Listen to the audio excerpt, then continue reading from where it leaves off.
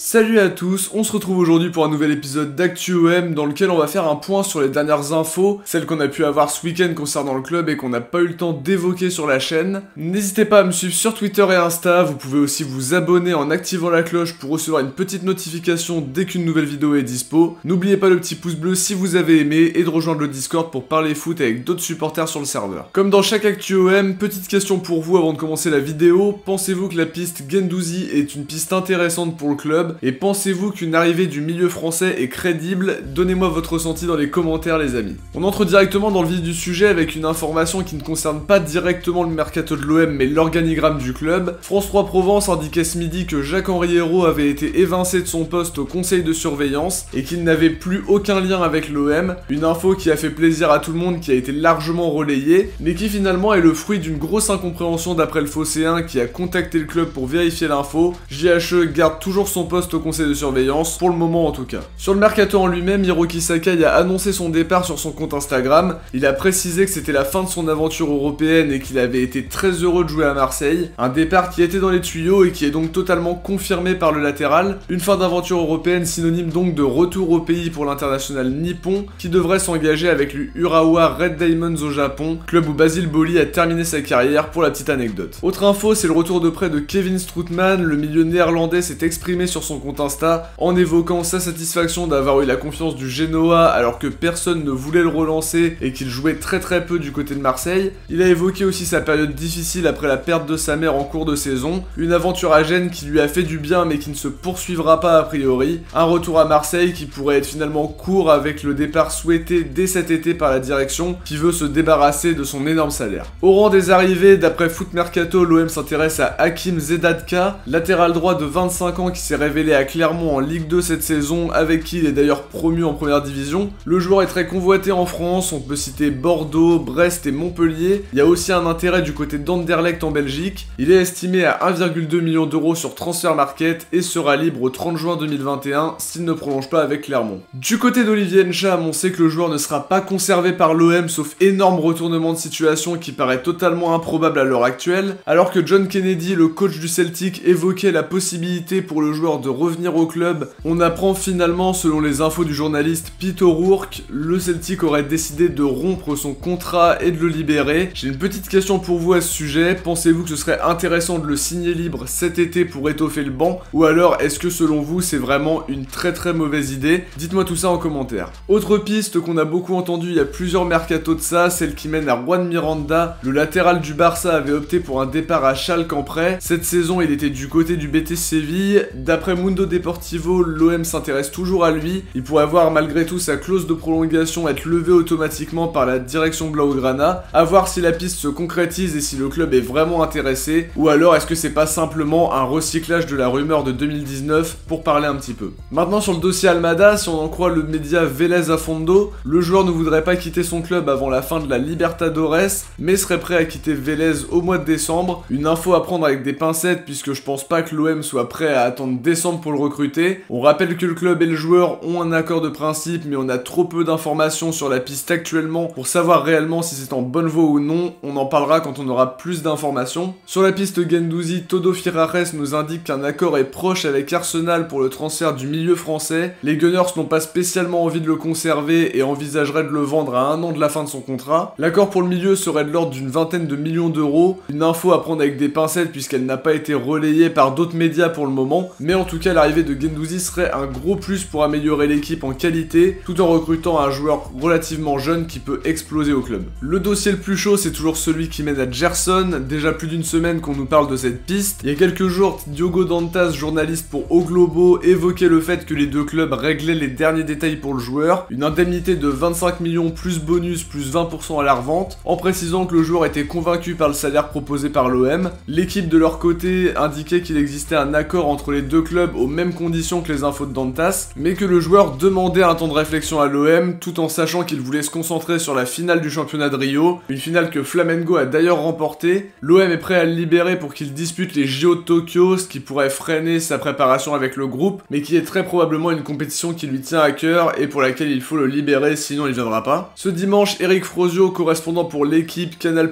et France Football au Brésil, indiquait que l'avenir de Gerson serait scellé rapidement. L'OM est confiant, Flamengo ne ne s'oppose pas aux conditions du transfert et le joueur devrait, selon toute vraisemblance, donner son accord pour un contrat de 5 ans et un salaire 3 fois supérieur à ce qu'il touchait à Flamengo. L'issue devrait être rapide selon cette source, même si on imagine bien que rien n'est totalement fait pour le moment. On devrait connaître l'épilogue de ce dossier d'ici peu. La presse brésilienne évoquait hier un intérêt très concret de l'Atlético, avec à la clé une offre de transfert plus intéressante que celle de l'OM, mais un salaire moins intéressant que celui proposé par le club marseillais. Une piste reprise par le Disport et qui a été démentie par Luis Julián Rodríguez, membre du conseil d'administration de l'Atlético Madrid, et démentie aussi par la suite par la journaliste Raissa Simplicio qui indique que Flamengo n'a rien reçu à l'heure actuelle de la part des Colchoneros. Voilà pour les dernières infos concernant l'OM les amis, on arrive déjà à la fin de cette vidéo. J'espère en tout cas qu'elle vous a plu, si c'est le cas n'oubliez pas de liker, commenter, partager. On se retrouve très vite pour analyser l'actualité du club. Ciao, portez-vous bien et surtout allez l'OM.